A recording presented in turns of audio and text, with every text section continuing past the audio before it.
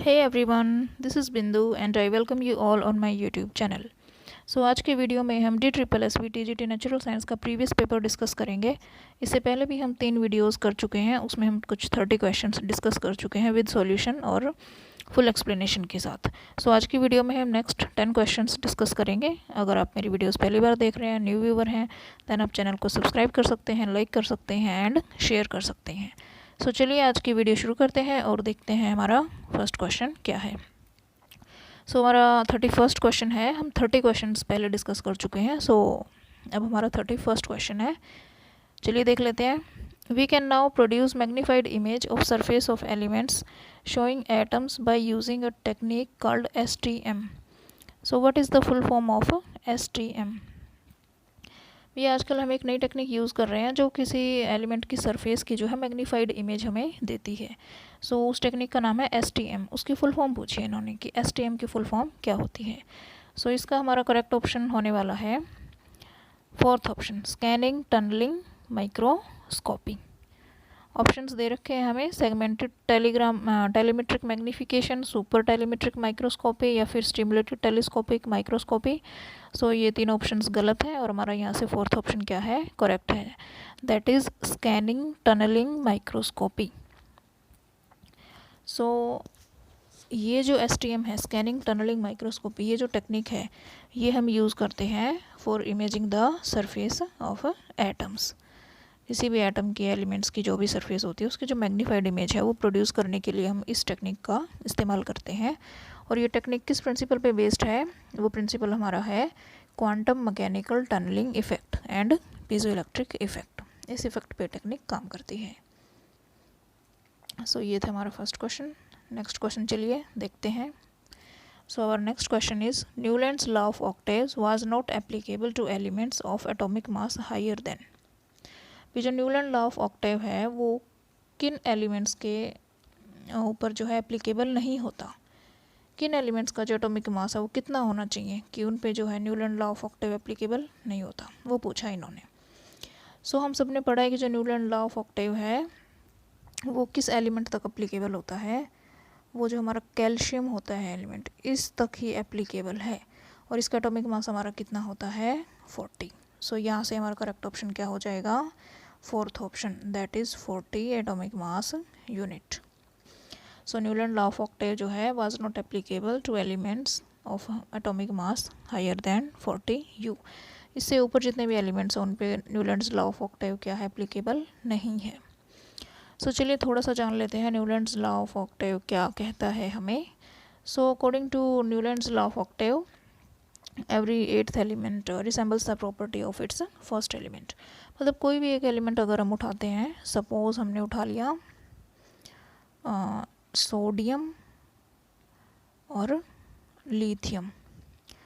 So lithium and sodium, lithium का हमारा atomic number कितना होता है? थर्ड नंबर पे आता है। और जो हमारा सोडियम है वो कितने नंबर पे आता है? 11th नंबर पे। सो यहाँ से ये इसके 8th नंबर पे है।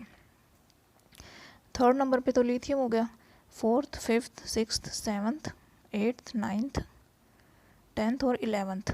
जो 11th है वो हमारा 8th नंबर पे आता है एलिमेंट। सो फर्स्ट एलिमेंट और जो 8th एलिमेंट है वो दोनों की प्रॉपर्टीज़ क्या होती हैं? वो आपस में रिसेंबल करती हैं। ये हमारा न्यूलैंड्स लॉ ऑफ ऑक्टेव हमें बताता है।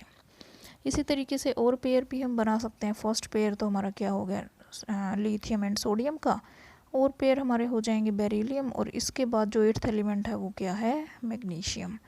इनकी प्रॉपर्टीज़ क्या होती हैं? आपस में मैच होती है। ये हमें न्यूलैंड्स लॉ ऑफ ऑक्टेव ने बताया था। बट ये जो प्रॉपर्टीज़ थी ये हमारी सिर्फ और सिर्फ कैल्शियम तक ही एप्लीकेबल थी। इसके ऊपर जितने भी हमारे पास हायर एटॉमिक मास जो भी थे उन सब पे ये न्यूलैंड्स लॉ ऑफ ऑक्टेव हमारा एप्लीकेबल नहीं हो रहा था। सो यहाँ से हमारे पास क्या पॉइंट निकल के आता है कि Newlands law of Octave worked well with lighter elements only. सिर्फ और सिर्फ लाइटर एलिमेंट्स, उन्हीं पे ये अच्छे से क्या हो रहा था, लागू हो रहा था। और न्यूलैंड्स लॉ ऑफ ऑक्टेव जो है वो इररिलेवेंट कब हो जाता है? जब हमें नोबल गैसेस की डिस्कवरी हो गई थी, उसके बाद न्यूलैंड्स लॉ ऑफ ऑक्टेव क्या हो गया था? इररिलेवेंट हो गया था। सो ये था थोड़ा सा न्यूलैंड्स लॉ ऑफ ऑक्टेव के बारे में। और इस क्वेश्चन का हमारा आंसर क्या है? Fourth option, 40 U। यहाँ तक ये एप्लीकेबल था, इसके ऊपर जितने भी एटॉमिक मास वाले एलिमेंट्स हैं उन सब पे ये एप्लीकेबल नहीं था। So now move to the next question. Which of the following is not the result of Rutherford's alpha ray scattering experiment. हमें दो स्टेटमेंट दे रखे हैं, इसमें से हमें बताना है कि इनमें से कौन सी स्टेटमेंट जो है जो रदरफोर्ड का अल्फा रे स्कैटरिंग एक्सपेरिमेंट था उसका रिजल्ट नहीं है। सो फर्स्ट स्टेटमेंट हमें क्या बोल रही है कि most alpha particles are deviated at very small angle, कि बहुत सारे अल्फा पार्टिकल्स जो है वो क्या डेविएट होते हैं, बहुत ही स्मॉल एंगल पर डेविएट होते हैं। दूसरी स्टेटमेंट हमें बोल रही है कि very few particles deviate at very large angle, कि बहुत ही कम ऐसे पार्टिकल्स हैं जो बहुत लार्ज एंगल पे क्या होते हैं, डेविएट होते हैं। सो यहाँ से हमारे पास ओनली फर्स्ट स्टेटमेंट क्या आ जाएगी, करेक्ट ऑप्शन आ जाएगा। सेकंड स्टेटमेंट ठीक है इसकी, ये तो इसका रिजल्ट है कि बहुत कम ऐसे पार्टिकल्स हमें देखने को मिले थे इस एक्सपेरिमेंट में जो कि लार्ज एंगल पे क्या हो रहे थे, डेविएट हो रहे थे। फर्स्ट स्टेटमेंट यहाँ से क्या है, रॉन्ग है। फर्स्ट स्टेटमेंट क्या बोल रही है कि जो मोस्टली अल्फा पार्टिकल्स होते हैं वो डेविएट होते हैं वेरी स्मॉल एंगल पे। तो ये स्टेटमेंट इसका कंक्लूज़न नहीं थी, फर्स्ट स्टेटमेंट यहाँ से रॉन्ग हो गई। सो यही हमारा क्या आ जाएगा, आंसर बन जाएगा। ये इसका रिज़ल्ट नहीं था, सेकंड रिज़ल्ट इसका था। So third option is correct. So थोड़ा सा चलिए रदरफोर्ड्स का जो अल्फा रे स्कैटरिंग एक्सपेरिमेंट था इसके बारे में हम जान लेते हैं। सो सबसे पहले रदरफोर्ड ने कौन सी फॉयल इस्तेमाल की थी अपने इस एक्सपेरिमेंट में, गोल्ड फॉयल इस्तेमाल करी थी। ये मैंने एनसीईआरटी से ही आपके ये कुछ पिक्चर्स उठा रखी हैं। सो ये जो इसकी ऑब्जर्वेशंस थी वो क्या कहती थी हमें, फर्स्ट ऑब्जर्वेशन क्या कहती थी कि जो बहुत सारे फास्ट मूविंग अल्फा पार्टिकल्स हैं वो क्या कैसे निकल गए, गोल्ड फॉयल से सीधे निकल गए, उसमें से past straight through the gold foil. बहुत सारे अल्फा पार्टिकल्स सीधे निकल गए और कुछ ऐसे अल्फा पार्टिकल्स थे जो स्मॉल एंगल से क्या हुए थे, डेविएट हुए थे। थर्ड पॉइंट क्या बोल रहा है कि एवरी 12,000 पार्टिकल्स में से सिर्फ एक पार्टिकल ऐसा था जो रिबाउंड हो जा रहा था। रिबाउंड मीन्स बिल्कुल टकरा के 180 डिग्री पे वापस क्या हो रहा था, वापस आ रहा था। सो बहुत कम ऐसे पार्टिकल्स थे जो लार्ज एंगल पे स्कैटर हो रहे थे, लार्ज एंगल 180 डिग्री पे स्कैटर हो रहे थे। ऐसे बहुत ही कम पार्टिकल्स हमें देखने को मिले थे इस एक्सपेरिमेंट में। सो इस ऑब्जर्वेशंस क्या निकलती थी यहाँ से कि जो एटम के अंदर मोस्ट ऑफ द स्पेस होता है वो क्या होता है, एम्प्टी होता है, because most of the alpha particles passed through the gold foil without getting deflected. बहुत सारे ऐसे अल्फा पार्टिकल्स थे जो बिना डिफ्लेक्शन के सीधे इसमें से क्या कर गए, पास कर गए, वो डिफ्लेक्ट हुए ही नहीं। तो यहाँ से हमें क्या कंक्लूज़न मिलता है कि जो एटम के अंदर बहुत सारा स्पेस है वो क्या है, एम्प्टी है। सेकेंड पॉइंट हमें क्या बोल रहा है कि very few particles were deflected from there path, indicating that the positive charge of the atom occupies very little space. बहुत ही कम ऐसे पार्टिकल्स हमें देखने को मिले थे जो अपने पाथ से क्या हो रहे थे, डिफ्लेक्ट हो रहे थे। सो इससे हमें क्या इंडिकेशन मिलता है कि जो पॉजिटिव चार्ज है एटम का वो बहुत ही लिटिल स्पेस क्या है, ऑक्यूपाई कर रहा होता है एटम में।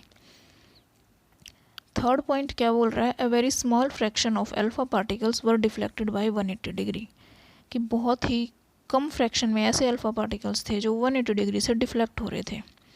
सो यहाँ से क्या पता चलता है कि जो सारा पॉजिटिव चार्ज है एटम का वो क्या है, कंसंट्रेटेड है वेरी स्मॉल वॉल्यूम, बहुत ही कम जगह पे वो क्या है, कंसंट्रेटेड है, जो उसका सारा पॉजिटिव चार्ज है एटम का, जिसको हम न्यूक्लियस बोलेंगे। सो ये कुछ कंक्लूजन्स थे और जो जो ऑब्जर्वेशंस पाई गई इस एक्सपेरिमेंट में वो सब था। सो इस क्वेश्चन का हमारा आंसर क्या बन गया, ओनली फर्स्ट ऑप्शन इज,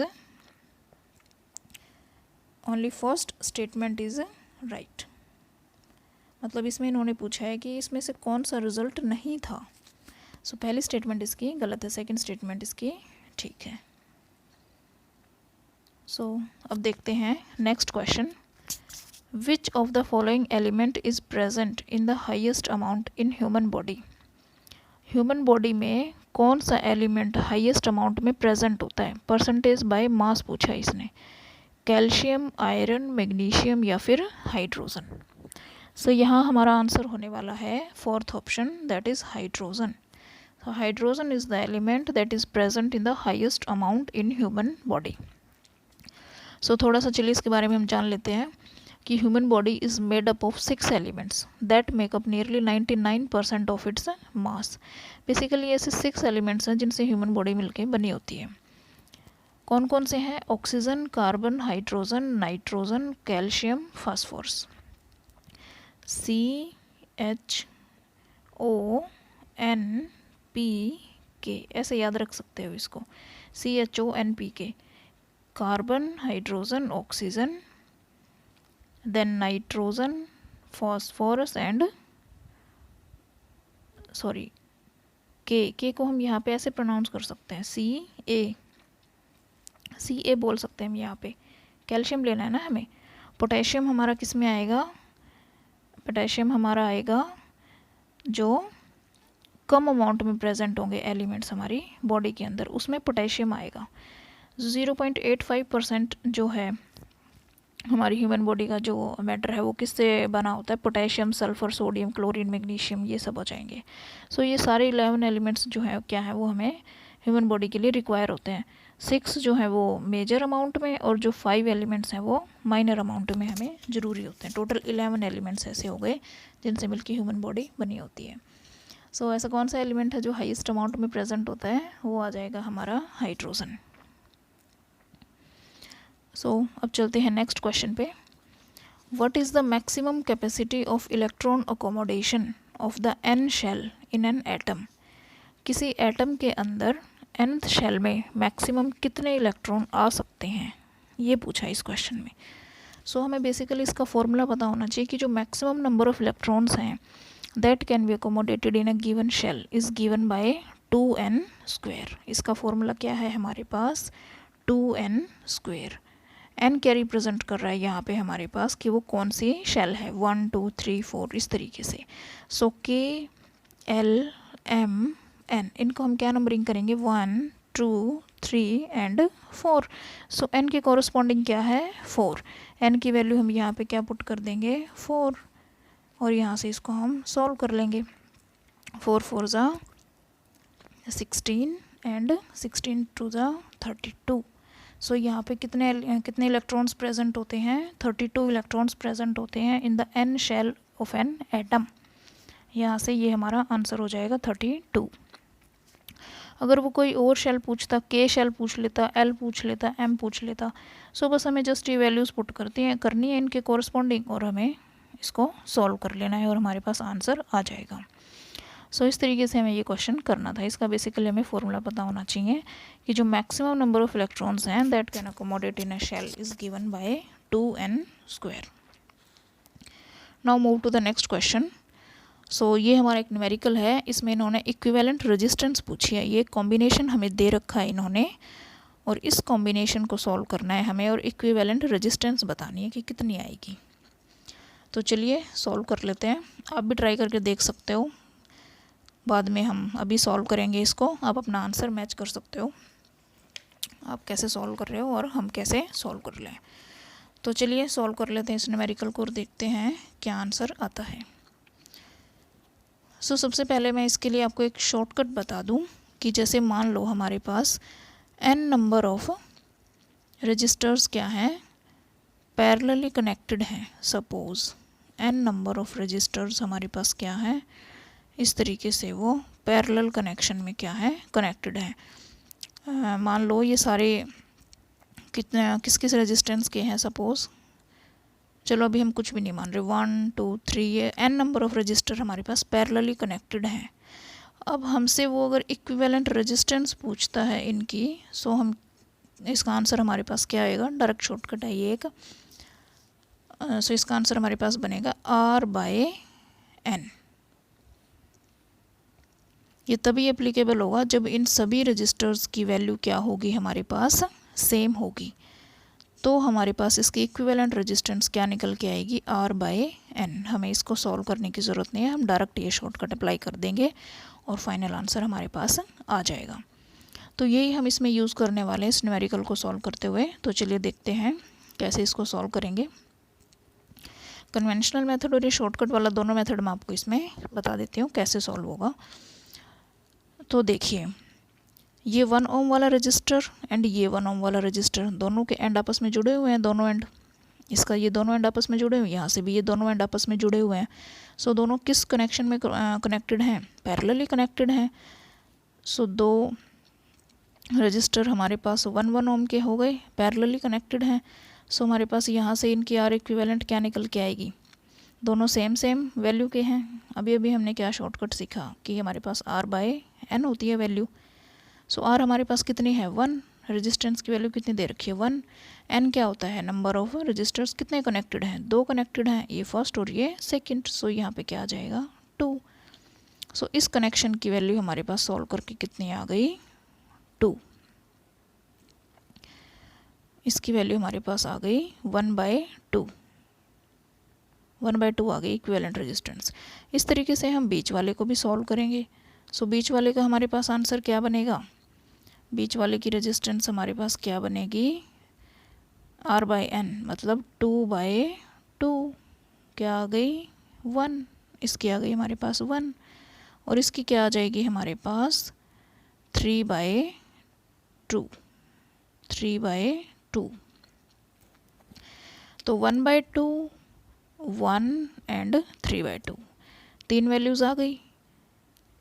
चलिए थोड़ा सा हम डायग्राम बना लेते हैं इसका।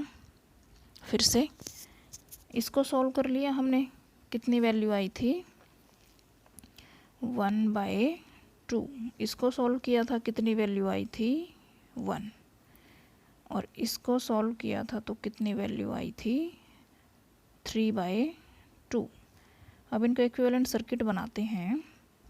जब इसको सॉल्व किया, इन दोनों की ये इक्विवेलेंट रेजिस्टेंस आ गई, बीच वाले की ये और लास्ट वाले की ये हमारा A पॉइंट और ये हमारा B पॉइंट। सो ये 1 ओम की जो सॉल्व करके हमारे पास वैल्यू आई वो कितनी आ गई 1/2, ये कितनी आ गई 1/2। 2 ओम को सॉल्व करके कितनी आ गई 1, 3 ओम को सॉल्व करके इक्विवेलेंट रेजिस्टेंस कितनी आ गई 3/2। ये हमारे पास आ गई इक्विवेलेंट रेजिस्टेंस। अब ये तीनों रेजिस्टेंस हमें किस कॉम्बिनेशन में नज़र आ रही हैं, सीरीज़ कॉम्बिनेशन में। सो सीरीज़ में हम इक्विवेलेंट रेजिस्टेंस कैसे निकालते हैं, डायरेक्ट ऐड कर देते हैं इनको, R1 R2 R3 करके, हम सब ने पढ़ रखा है ना, डायरेक्ट इनको ऐड कर दो, हमारे पास क्या आ जाएगी इक्विवेलेंट रेजिस्टेंस आ जाएगी। सो 1/2 + 1 + 3/2, और इसको हम सॉल्व कर लेंगे। एलसीएम कितना आ गया हमारे पास 2, ऊपर क्या आ जाएगा 1 + 2 + 3, कितना आ जाएगा 6/2, 2 3 6, 3 ओम हमारे पास क्या आ गया, इसका रिजल्ट आ गया, कितना आ गया 3 ओम। 3 ओम हमारा ऑप्शन कौन सा है, फर्स्ट ऑप्शन, फर्स्ट ऑप्शन 3 ओम हमारा क्या है करेक्ट। यहाँ से हमारा फर्स्ट ऑप्शन आ जाएगा। इसकी इक्विवेलेंट रेजिस्टेंस कितनी है 3 ओम। ऐसे हमें इस न्यूमेरिकल को सॉल्व करना था। सो हमें यहाँ से ये शॉर्टकट एक ध्यान रखना है कि हमें कितने भी रजिस्टर्स दिए हों पैरेलल कॉम्बिनेशन में, अगर उनकी वैल्यूज सेम है तो डायरेक्ट हमें R इक्विवेलेंट कैसे निकाल देना है,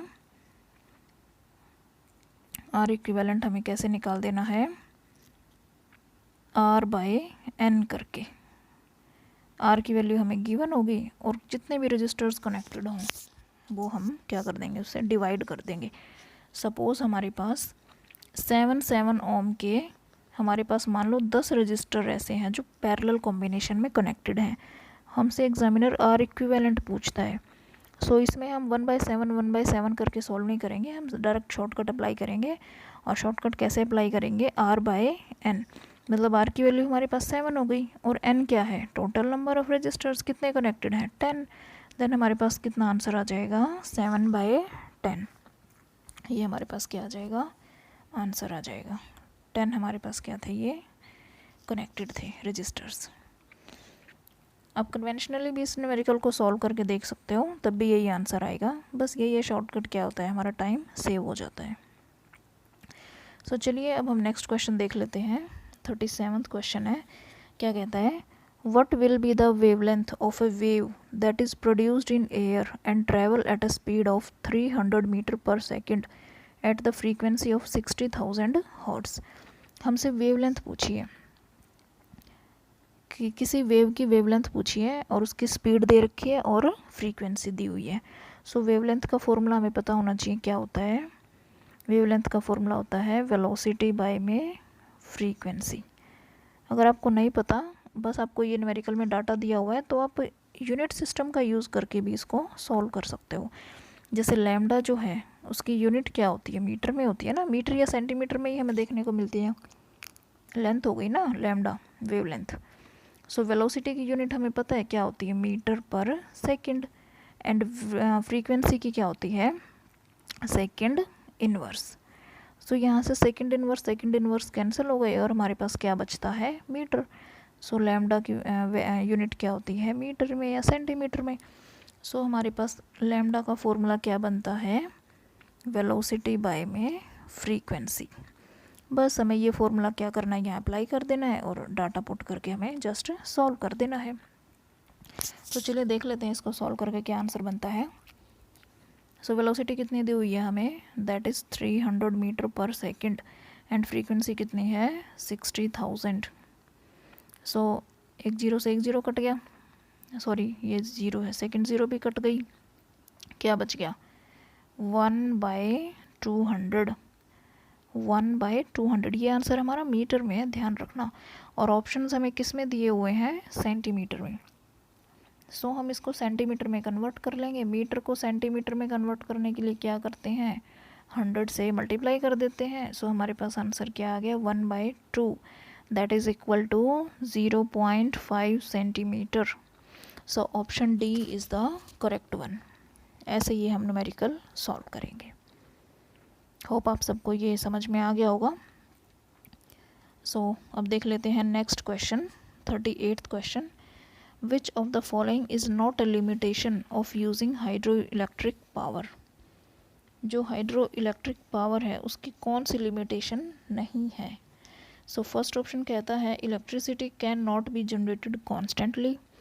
सेकेंड ऑप्शन है hydro electric power plant can not be sited at a place of our choice. Third option है there need to be sufficient and continuously strong water current और water head to produce energy. And fourth option is dam can be very expensive to build.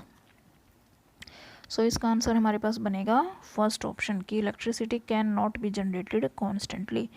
Constantly हम electricity को generate नहीं कर सकते, because जो water का flow होता है वो हमेशा कांस्टेंट नहीं रहता, कभी बढ़ता रहता है कभी घटता रहता है। सो इसलिए electricity can not be generated constantly. This is not a limitation of using hydro electric power. ये बाकी तीनों इसकी लिमिटेशंस हैं, क्योंकि डैम बहुत एक्सपेंसिव होते हैं बनाने। और सेकंड ऑप्शन कह रहा है कि हम अपनी चॉइस के अकॉर्डिंग इनको कहीं पे भी बना नहीं सकते, जहाँ पे डैम में पानी होगा वहीं पे हम इनको सेट कर सकते हैं। और थर्ड ऑप्शन कह रहा है कि there need to be sufficient and continuously strong water current. Continuously strong water current हमें चाहिए और सफिशेंट होना चाहिए वो एनर्जी प्रोड्यूस करने के लिए। सो यहाँ से हमारे पास फर्स्ट ऑप्शन क्या हो जाएगा, करेक्ट हो जाएगा। सो चलिए अब देखते हैं next question. So next question हमें कहता है विच of the following atom do not exhibit the valency of 2। इनमें से कौन सा ऐसा एटम है जिसकी वैलेंसी 2 नहीं है, डू नॉट एग्जिबिट। ये नोट वाले क्वेश्चंस बहुत ध्यान से पढ़ा करो आप लोग। कई बच्चे ऐसे होते हैं जो नोट का ध्यान ही नहीं देते हैं और बिना नोट का ध्यान दिए ऑप्शन टिक कर देते हैं और फिर उनका ऑप्शन गलत हो जाता है। सो हमें क्वेश्चन ध्यान से पढ़ना है। सो हमें बताना है कि विच of the following atom do not exhibit the valency of 2। ऐसा कौन सा एटम है जिसकी वैलेंसी 2 नहीं है। Oxygen, magnesium, beryllium, carbon. So oxygen का एटॉमिक नंबर कितना होता है, 8 होता है। इलेक्ट्रॉन कितने हो गए, 8। इलेक्ट्रॉन कॉन्फ़िगरेशन क्या हो जाएगा, 2 6। सो वैलेंसी कैसे निकालते हैं, अगर 4 and 4 से वो हो तो क्या करते हैं, 8 में से माइनस कर देते हैं। सो 8 में से 6 माइनस करोगे तो इसकी वैलेंसी तो 2 बन रही है, ठीक है। ये तो एग्जिबिट कर रहा है 2 वैलेंसी। मैग्नीशियम का कितना होता है, 12 का इलेक्ट्रॉनिक कॉन्फ़िगरेशन क्या हो जाएगा, 2 8 2। इसमें तो 2 वैलेंसी है, ये भी ठीक है। बेरिलियम का कितना होता है 4 का इलेक्ट्रॉनिक कॉन्फ़िगरेशन कितना हो जाएगा 2 और 2, तो इसकी भी वैलेंसी 2 बन रही है, ठीक है ये भी। देन कार्बन का एटॉमिक नंबर इलेक्ट्रॉन कितने प्रेजेंट होते हैं 6, 2 एंड 4, सो इसकी वैलेंसी 2 नहीं है। सो हमारे पास यहाँ से कौन सा ऑप्शन करेक्ट हो जाएगा 4th one. Carbon is the atom that do not exhibit the valency of 2। Hope clear हो गया होगा ये।